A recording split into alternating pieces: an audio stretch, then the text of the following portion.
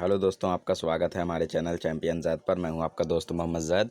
और दोस्तों, आज हम लोग पढ़ने जा रहे हैं पॉलिटिकल साइंस का second chapter, that is electoral process. So I want to know that what is electoral process.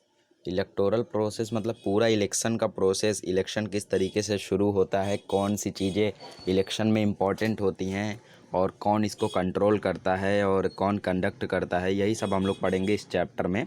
Means the election process chapter से आप लोग समझ सकते हैं।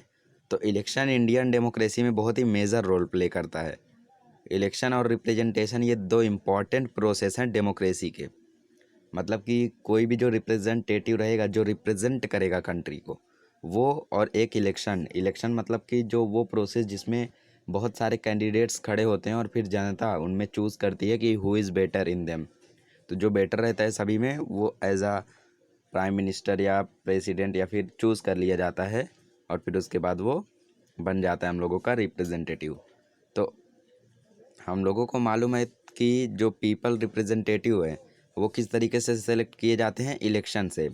इलेक्शन क्या करता है, लोगों की जो पावर है वो उसमें चेंजेस लाता है। मतलब जैसे आज पावर अगर कांग्रेस के हाथ में है तो कल इलेक्शन फिर से हुआ तो बीजेपी के हाथ में है, फिर इलेक्शन हुआ तो दूसरे से दूसरे। तो ये सब पीसफुल मीन्स मतलब कि शांति से एक हैंड से दूसरे हैंड में पावर वो चेंज करने की हिम्मत रखता है। कौन? इलेक्शन की मदद से होता है ये। बहुत सारी पॉलिटिकल पार्टीज़ को अपॉर्चुनिटी मिलती है कि इलेक्शन जीतें और देश पे रूल करें। Policies of the government and life of society also changes. Government की जैसे अभी कोई और पॉलिटिकल पार्टी है तो उसके डिफरेंट पॉलिसीज़ होंगे, डिफरेंट ऑब्जेक्टिव, डिफरेंट एम होंगे। बट अगर अभी इलेक्शन हुआ और फिर पॉलिटिकल पार्टी चेंज हुई कि कोई किसी और को जनता ने चुना, तो उसकी पॉलिसी चेंज होंगी। पॉलिसी चेंज होंगी तो हो सकता है वो कुछ अलग अलग नियम लागू करे। तो जो लाइफ होगी सोसाइटी की, समाज के जो लोग होंगे, उनकी जो लाइफ होगी वो भी चेंज होगी। और हम लोग ऐसा एक्सपेक्ट करते हैं कि जो रिप्रेजेंटेटिव को हम लोग चुने वो एफिशिएंट हो, ऑनेस्ट हो और ट्रस्टवर्दी हो, जिस पे हम लोग पूरा भरोसा कर सके, ईमानदार हो और एफिशिएंट हो। और वो भी हम लोग, जो लोग उससे ओपिनियन रखें, जनता जो बोले उसको वो रिस्पेक्ट करे, ऐसे रिप्रेजेंटेटिव हम लोगों को चाहिए। Electoral process should also be free, fair and reliable. Electoral process को हमेशा कैसा रहना चाहिए? फ्री रहना चाहिए, फेयर रहना चाहिए और रिलायबल रहना चाहिए। मतलब कभी भी इनजस्टिस नहीं होना चाहिए इसके बीच में। To ensure that the constitution of India has made the provision for an independent election commission to administer the election process in India. तो इसके लिए इंडिया ने बनाया है इलेक्शन कमीशन। अब इलेक्शन कमीशन की बात करते हैं। ये शॉर्टकट में मैंने इसी मतलब इलेक्शन कमीशन लिखा हुआ है। तो इलेक्शन कमीशन में रहते हैं 3 ऑफिसर्स।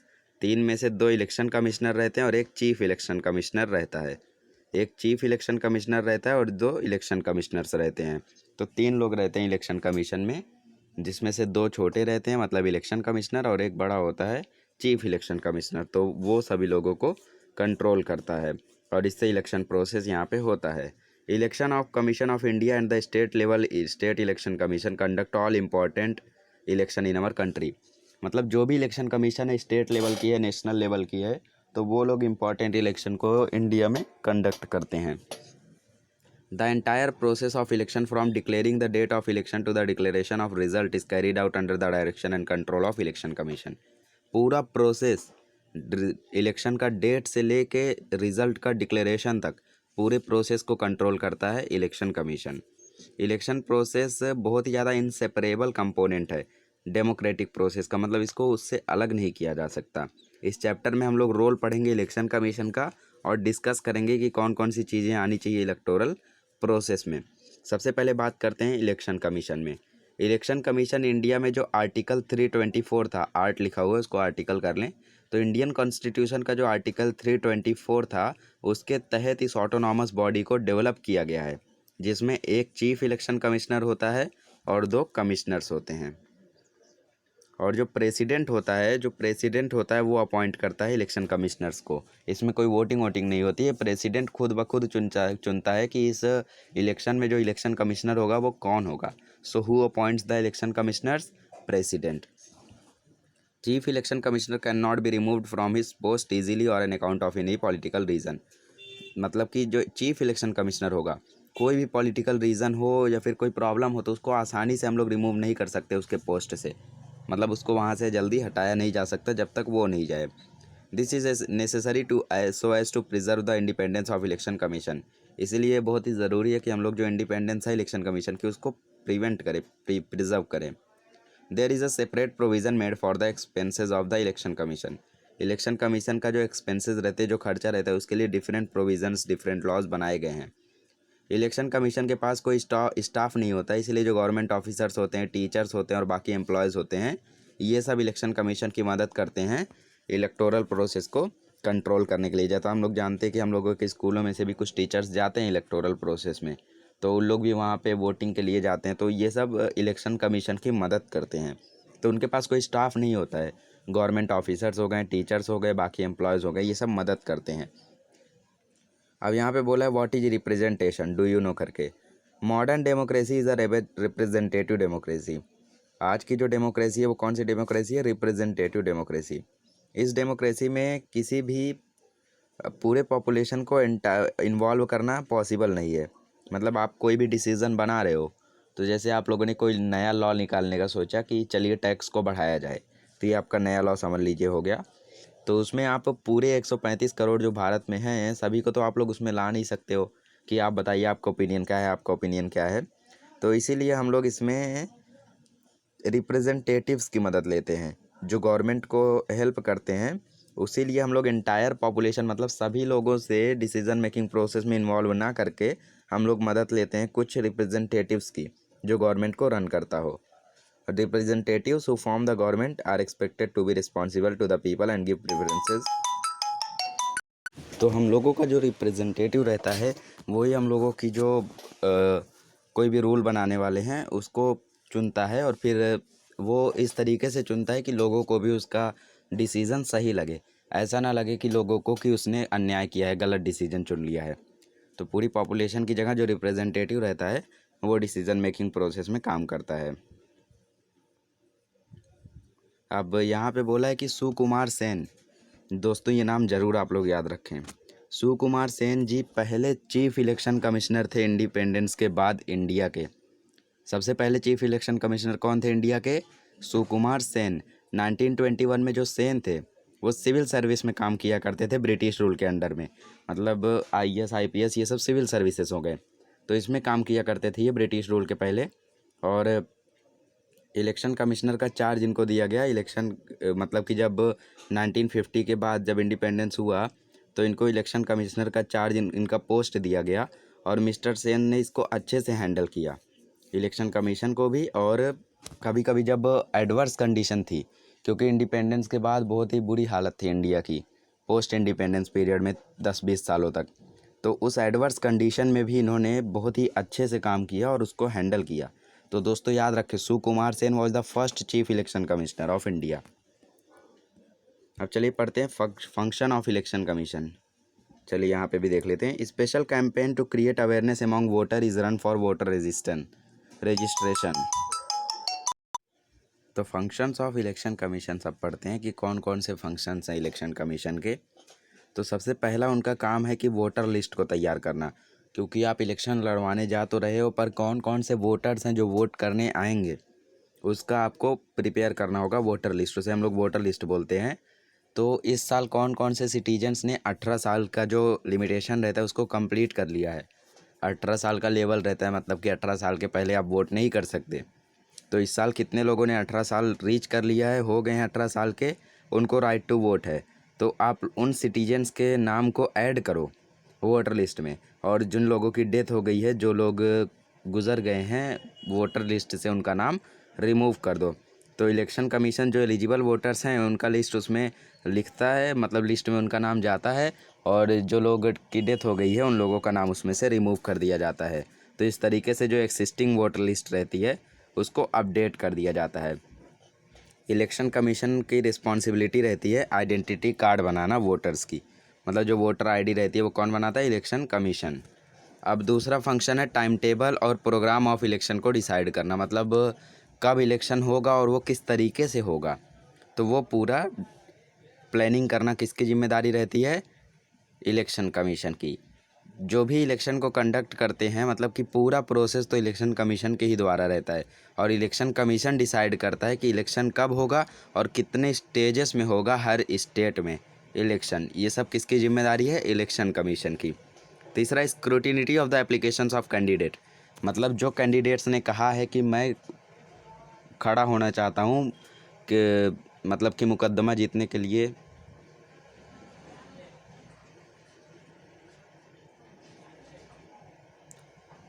मतलब जिस कैंडिडेट ने कहा है कि वो पॉलिटिकल पार्टी से compete करने के लिए खड़ा होना चाहता है दूसरे लोगों से, तो उसका नाम लिखना और फिर उसको पूरी तरीके से स्क्रूटिनाइज़ करना। स्क्रूटिनाइज़ मतलब कि उसको क्रिटिकली एग्जामिन करना। स्क्रूटिनी मतलब वही कि उसको जांचना परखना कि वो जो कैंडिडेट है उसका बैकग्राउंड कहीं किसी क्रिमिनल बैकग्राउंड तो नहीं है, कहीं किसी कोई क्रिमिनल तो नहीं है। हो सकता है कि ये कोई क्रिमिनल हो, तो ऐसे लोगों को अपना देश देना इनके हाथों में कितना बुरा हो सकता है, या फिर कोई स्टेट ही इनके हाथों में देना बुरा हो सकता है। तो ऐसे क्रिमिनल्स के हाथों में हम लोगों का देश नहीं जाना चाहिए, इसीलिए उनका जो एप्लीकेशन रहता है उसको अच्छे से स्क्रूटिनाइज़ किया जाता है। और फिर कैंडिडेट जो भी इन्फॉर्मेशन लिखा रहता है उसको अच्छे से जांचा जाता है कि क्या सारी इन्फॉर्मेशन सही है, और अगर थोड़ी सी भी इन्फॉर्मेशन गलत निकलती है तो उसको तुरंत बैन कर दिया जाता है, वो फिर पार्टिसिपेट नहीं कर सकता पॉलिटिकल प्रोसेस में। तो इस तरीके से स्क्रूटिनी भी होती है एप्लीकेशंस की, कैंडिडेट्स की।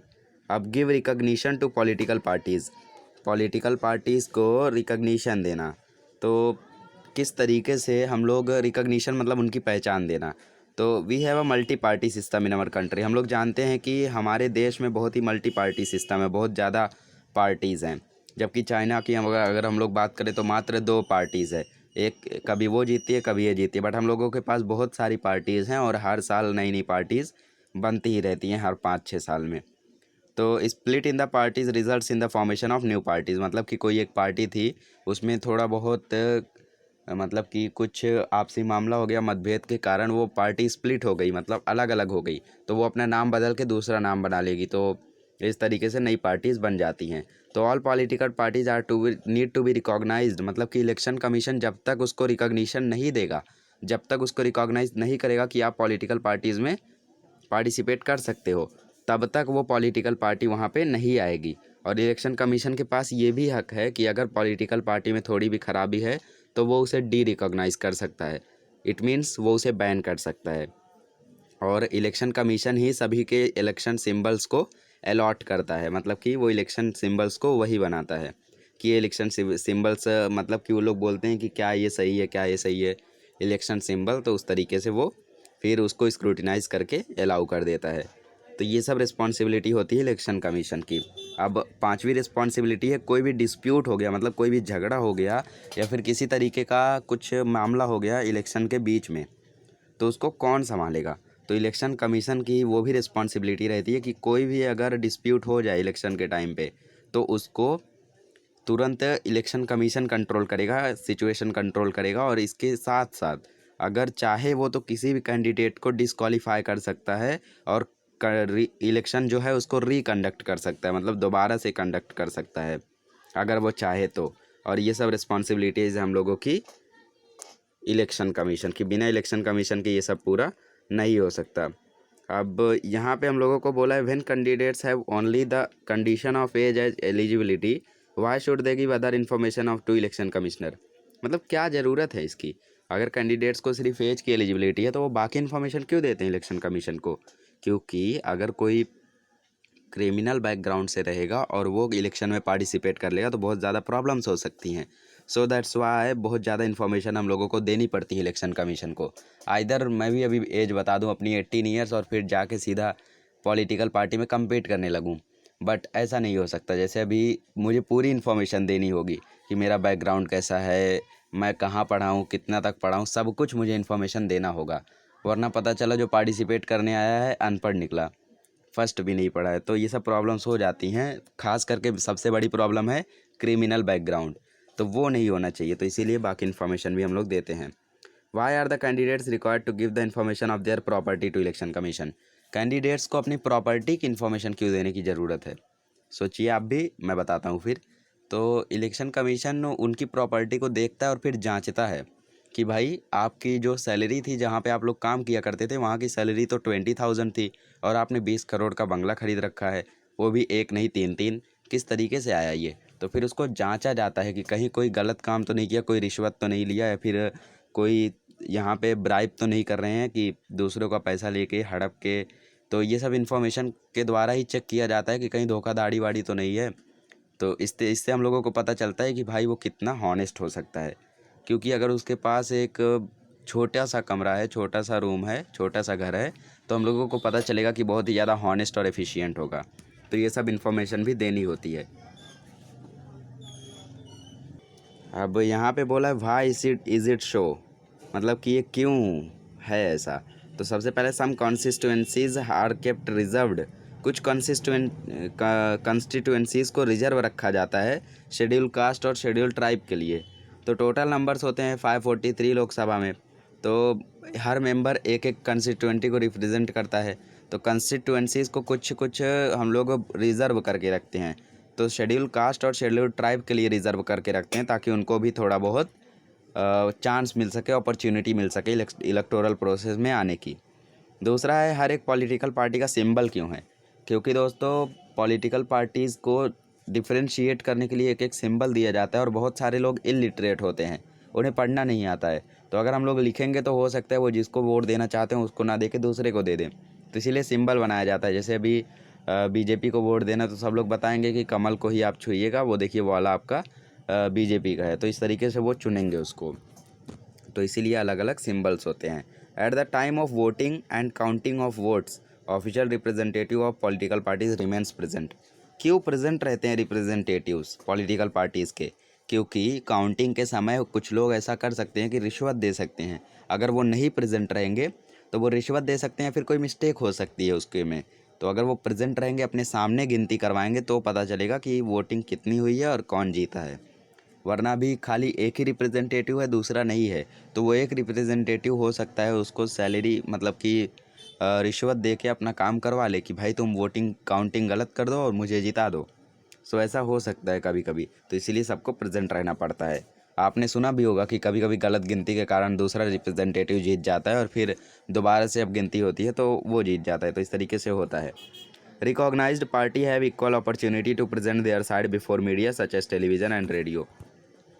तो सभी को इक्वल अपॉर्चुनिटी रहती है कि वो अपने पॉलिटिकल पार्टी का प्रचार कर सके टेलीविज़न और रेडियो पे। क्योंकि यही सब एक जगह है जहाँ से वो अपनी पार्टीज़ को फेमस कर सकते हैं। जैसे जब इलेक्शन आएगा तो हर एक पॉलिटिकल पार्टी का प्रचार आएगा आपके टीवी पे। तो सब लोग ऐसा करते हैं ताकि वो लोग इस तरीके से अपना प्रचार कर सके और अपने आप को थोड़ा प्रूफ कर सके, लोगों तक पहुँचा सके। और लोगों तक पहुँचने का ये एक ही अच्छा तरीका है, टेलीविज़न। और अब यहाँ पे बोला है कि government has to observe the code of conduct declared by the election commission. अब नया पार्ट आया आपका कोड ऑफ कंडक्ट। तो इलेक्शन कमीशन जो होता है वो फ्री और फेयर इलेक्शन लेने के लिए कोड ऑफ कंडक्ट डिक्लेयर कर देता है। कोड ऑफ कंडक्ट मतलब good behaviour by the electoral process में लोगों से गुड बिहेवियर। अब यहाँ पे बोला है सुपीरियर कौन है, गवर्नमेंट या फिर election commission? Election commission is superior guys, because even government have to follow the rule of code of conduct. Government को भी फॉलो करना पड़ता है code of conduct. Code of conduct eventually जो आप लोग जानते होंगे कि ये कुछ रूल्स होते हैं जो कि एक्सप्लेन कर मतलब कि code of conduct explain the rules that are to be followed by the government, political parties और बाकी लोगों से जो उसमें पार्टिसिपेट किए हुए हैं। तो इसको सब लोग फॉलो करते हैं। अब अभी आगे हम लोग पढ़ेंगे। अब यहाँ पे बोला है कि कौन सी चार चीज़ों में से कौन सी दो चीज़ें वायलेशन करती हैं कोड ऑफ कंडक्ट में। तो the candidate distributes items of household use, promise made to resolve the water problem if elected, to go from door to door to meet voters and request them to vote, to appeal on the basis of caste religion to get support. तो दोस्तों ये चार चीज़ें हैं। सबसे पहला कि candidate जो हाउस होल्ड की चीज़ें हैं उसको डिस्ट्रीब्यूट करे। दूसरा लोगों से प्रॉमिस करे कि अगर आप मुझे जिताओगे तो मैं वाटर प्रॉब्लम सॉल्व कर दूंगा। तीसरा वो घर घर जाके वोटिंग के लिए रिक्वेस्ट करे। चौथा वो रिलीजन और कास्ट को लेके मतलब कि रिलीजन और कास्ट को लेके लोगों से कहे कि अगर आप मुझे जिताओगे तो मैं ये रिलीजन को आगे बढ़ा दूंगा, अगर आप मुझे जिताओगे तो ये रिलीजन को आगे बढ़ा दूंगा।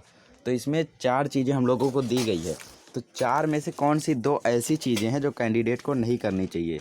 सबसे पहला तो मुझे सीधा दिख रहा है दोस्तों, जी हाँ, आपको भी दिख रहा है। Fourth one is the most wrong.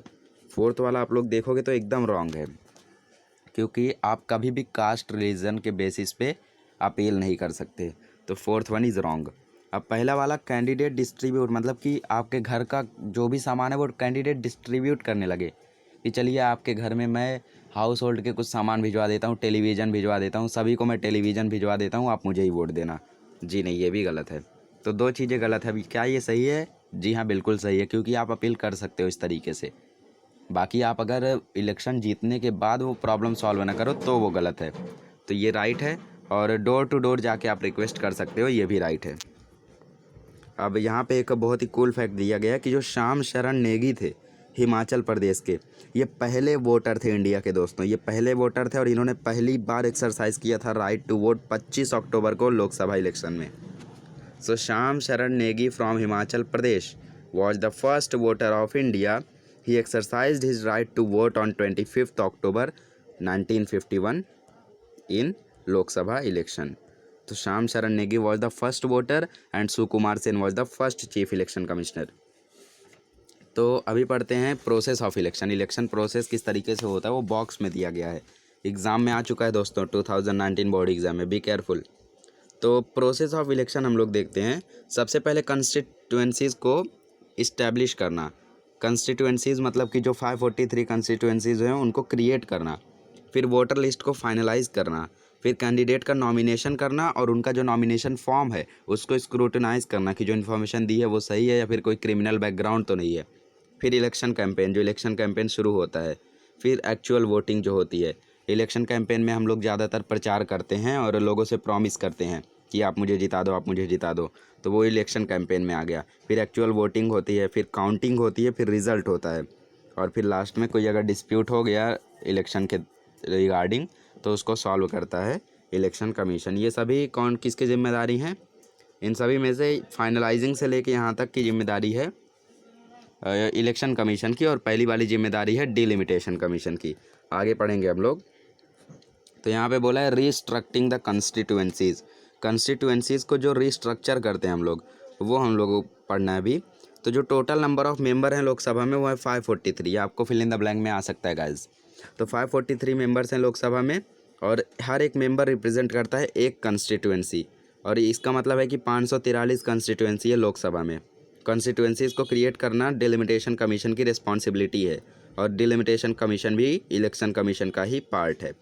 Delimitation commission किसी भी सक्कम्ब, मतलब कि किसी के भी दबाव में, किसी के भी इन्फ्लुएंस में नहीं आता है।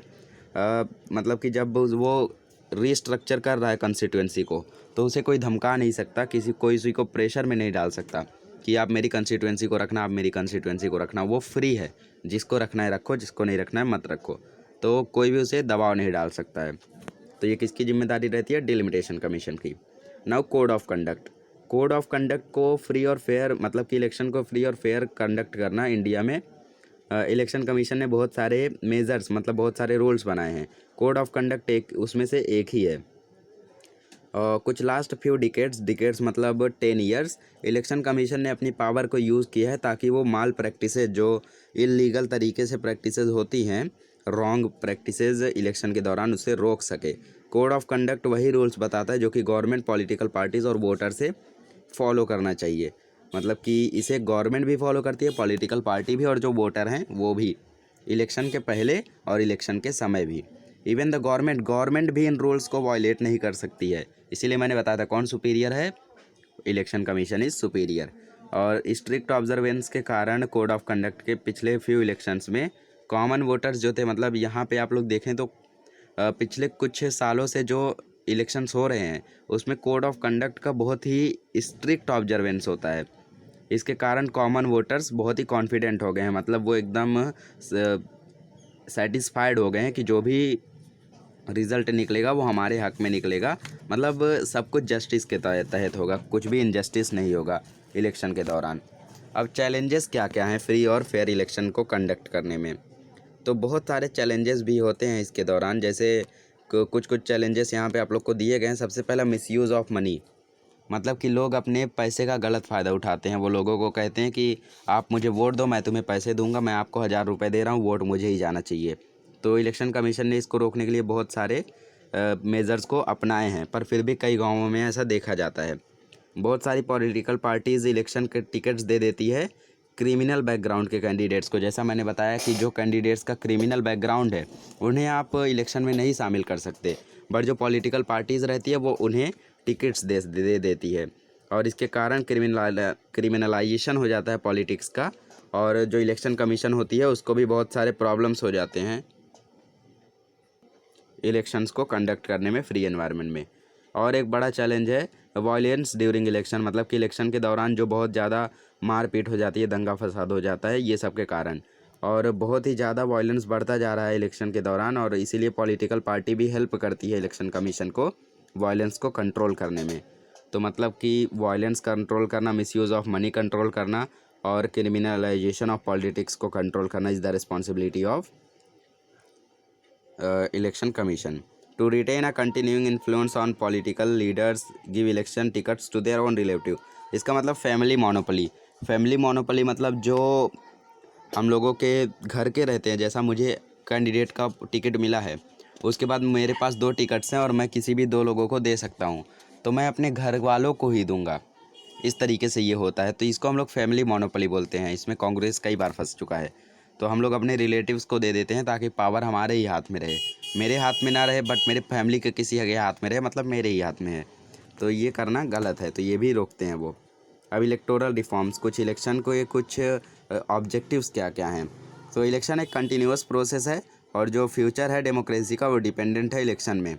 Electoral process become reliable if election process gets improved.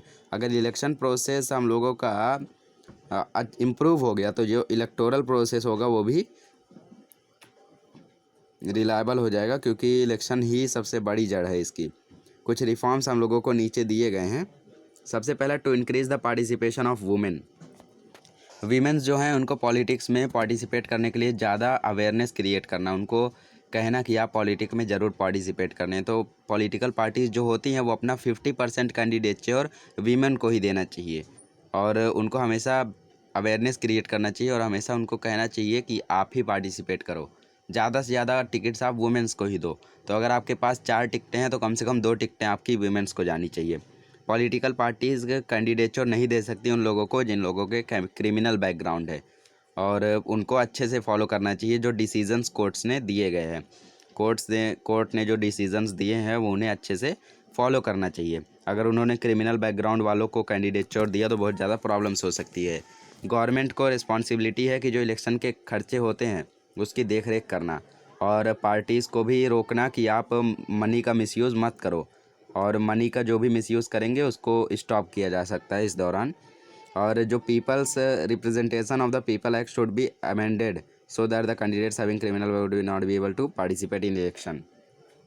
मतलब भले ही बैन किया हुआ है कि जिन लोगों को क्रिमिनल बैकग्राउंड है वो पॉलिटिकल प्रोसेस में नहीं पार्टिसिपेट कर सकते, लेकिन दोस्तों ऐसा नहीं होता है। कई बार पॉलिटिकल प्रोसेस में ऐसे लोग आ जाते हैं जिन लोगों का क्रिमिनल बैकग्राउंड होता है, तो इसको पूरी तरीके से नहीं रोका जा चुका है। इसीलिए जो पीपल एक्ट होता है उसको थोड़ा सा चेंज किया जाए। जो रिप्रेजेंटेशन ऑफ द पीपल, ये हम लोगों का एक एक्ट है, तो इसको चेंज किया जाए। चेंज करने के बाद इसमें कुछ चेंजेस लाए जाए और लिखा जाए कि जो लोगों के भी क्रिमिनल बैकग्राउंड होंगे उन लोगों को नहीं रिप्रेजेंट किया जा सकता, so that it would be possible to ban this people. वरना ऐसे तो बहुत सारे लोग टिकट्स दे देते हैं। तो इस तरीके से ये होता है। अब जर्नी पढ़ते हैं बैलेट बॉक्स से ईवीएम मशीन तक की। तो पहला इलेक्शन जो इंडिया में हुआ था वो हुआ था 1951 से 1952 तक, और ये बिगनिंग थी डेमोक्रेसी को शेप करने की। और इनिशियल में इलेक्शन बैलेट बॉक्सेस यूज हुआ करते थे। बैलेट बॉक्स जो हुआ करते थे उसके कारण बहुत ज़्यादा पेज बर्बाद हुआ करते थे, क्योंकि लोग पेज को फिर बैलेट बॉक्स में डाला करते थे, और जिसके कारण पेज बर्बाद होते थे। और पेज बनते हैं ट्रीज़ के वुड से, तो जो ट्रीज़ होते हैं वो भी बर्बाद हुआ करते थे। तो इस तरीके से हम लोगों को इसको रोकना चाहिए। तो पेपर्स बर्बाद हुए मतलब ट्रीज़ बर्बाद हुए, तो इसीलिए हम लोगों ने स्टार्ट किया ईवीएम का use, electronic voting machine. Electronic voting machine का यूज़ शुरू हुआ था 1990 में, और बहुत सारी चीज़ें इससे हम लोग अचीव कर चुके। क्या क्या? सबसे पहला, अगर कैंडिडेट किसी को वोट नहीं कर सकता है, वोट नहीं करना चाहता है, तो वो यूज़ कर सकता है एक ऑप्शन जिसका नाम है नोटा, मतलब नॉन ऑफ द एबोव। मतलब मुझे किसी को वोट नहीं देना है, मुझे किसी पर भरोसा नहीं है, तो वो ऐसा ऑप्शन को चूज़ कर सकता है। और बहुत और भी चीज़ें हैं कि जैसे हम लोग वोटिंग के दौरान डिसेबल्ड पीपल, जो दिव्यांग लोग हैं, उन लोगों के भी चांसेस बन जाते हैं कि वो लोगों को वोट कर सके। और कटिंग ऑफ ट्रीज़ को भी रिड्यूस किया जा सकता है और अर्ली डिक्लेरेशन किया जा सकता है। मतलब कि जो वोटिंग काउंटिंग रहती है वो बहुत ही लंबा प्रोसेस रहता है, बट ईवीएम से क्या होगा, आपने वोट दिया, वो वोट दे रहे हो और वहाँ पे गिना जा रहा है, तो तुरंत वो ख़त्म हो जाता है। जैसे ही वोटिंग ख़त्म हुई तुरंत रिज़ल्ट भी हम लोग डिक्लेयर कर सकते हैं। तो ईवीएम मशीन के बहुत सारे फ़ायदे हैं। ये हम लोगों का बैलेट बॉक्स है और ये हम लोगों का ईवीएम मशीन है। तो journey from ballot box to EVM machine इस तरीके से था। अब टाइप्स ऑफ इलेक्शन हम लोगों को दिए गए हैं, 3 टाइप हैं। सबसे पहला है जनरल इलेक्शन, दूसरा है मिड टर्म इलेक्शन, तीसरा है बाई इलेक्शन। जनरल इलेक्शन मतलब कि जो लोकसभा इलेक्शन है वो हमेशा 5 साल में होता है। मतलब कि जो कॉमन इलेक्शन होता है हम लोगों का 5 साल में, उसे हम लोग जनरल इलेक्शन बोलते हैं। अब मिड टर्म इलेक्शन की मतलब कभी कभार क्या होता है कि जो लोग रहते हैं वो अपना कॉन्फिडेंस लूज कर सकते हैं गवर्नमेंट पे। गवर्नमेंट अपनी मेजॉरिटी अगर खो बैठे पार्लियामेंट में अपने टर्म करने के पहले, कंप्लीट करने के पहले ही, मतलब जैसे मुझे 5 साल रहना है बट मैं 3 साल में ही अपनी मेजॉरिटी लूज़ कर जाऊं, लोग मुझ पर से भरोसा ही छोड़ दें और लोग अपील करें कि इलेक्शन दोबारा हो और उसके अल्टरनेटिव, मतलब कि उसकी जगह कोई और सोर्स नहीं है गवर्नमेंट का, तो इलेक्शन दोबारा से होता है अपना टर्म कंप्लीट करने के पहले ही। और जब मिडल में ऐसा इलेक्शन हो जाता है तो उसे हम लोग बोलते हैं मिड टर्म इलेक्शन। अब बाई इलेक्शन, बाई इलेक्शन मतलब कि अगर कोई रिप्रेजेंटेटिव लोकसभा या विधानसभा या फिर लोकल सेल्फ गवर्नमेंट में रिज़ाइन कर जाए, रिटायर हो जाए या फिर उसकी डेथ हो जाए किसी तरीके से, तो उसकी सीट खाली हो जाती है। तो इलेक्शन होता है उस वैकेंट, उस खाली सीट को भरने के लिए। इसे हम लोग बोलते हैं बाई इलेक्शन। तो मिड टर्म इलेक्शन मतलब मिडल में कोई मेजॉरिटी लूज कर जाए, एम से मिडल, एम से मेजॉरिटी। और बाई इलेक्शन मतलब कोई जब टाटा बाय बाय हो जाए। और जनरल इलेक्शन मतलब कि कॉमन इलेक्शन जो हमेशा होता है। तो याद रखें दोस्तों, आ सकता है बोर्ड में। अब यहाँ पे बोला है डू यू नो, मतलब कोई कूल फैक्ट है। तो इलेक्शन कमीशन जो था उन्होंने एक इस्टेब्लिश किया एक एक्सपर्ट कमेटी 8 अक्टूबर 2010 को, और इसके दौरान उन्होंने कहा है कि एक न्यू फैसिलिटी लाई जाएगी ईवीएम मशीन में, और उसका नाम है वीवीपीएटी, मतलब कि voter verified paper audit trail. इससे क्या होता है कि जो पॉलिटिकल पार्टी, मतलब कि जो लोग होते हैं वोटर्स, वो अपना वोट देने के बाद वेरीफाई कर सकते हैं कि मेरा वोट सही लोग के पास गया है या नहीं। क्योंकि कभी कभी क्या होता है कि वोट आप किसी और को दे रहे हो और हैक कर लिया गया है ईवीएम मशीन को, जिसकी वजह से वोट कहीं और जा रहा है। तो वोट देने के बाद आप लोग दोबारा चेक कर सकते हो कि मैंने वोट कहाँ दिया है। तो इसकी मदद से हम लोग जान सकते हैं। तो इसे ही कहते हैं voter verified paper audit trail. EVM machine में ये लाया गया। इससे बहुत सारे फ़ायदे होते हैं और जो माल प्रैक्टिसेस होते हैं इलेक्शन के दौरान, उसे हम लोग स्टॉप कर सकते हैं। तो इस चैप्टर में हम लोगों ने पढ़ा इलेक्टोरल प्रोसेस कैसे होता है, कौन कंट्रोल करता है, ये सब हम लोगों ने पढ़ा। अब नेक्स्ट लेक्चर में हम लोग पढ़ेंगे कि पॉलिटिकल पार्टीज़ कौन कौन सी हैं इंडिया में, उनके एजेंडाज क्या होते हैं और कौन सी रीजनल पार्टीज़ हैं, ये सभी हम लोग नेक्स्ट चैप्टर में पढ़ेंगे। तो आज के लिए बस इतना ही, मिलते हैं नेक्स्ट लेक्चर में।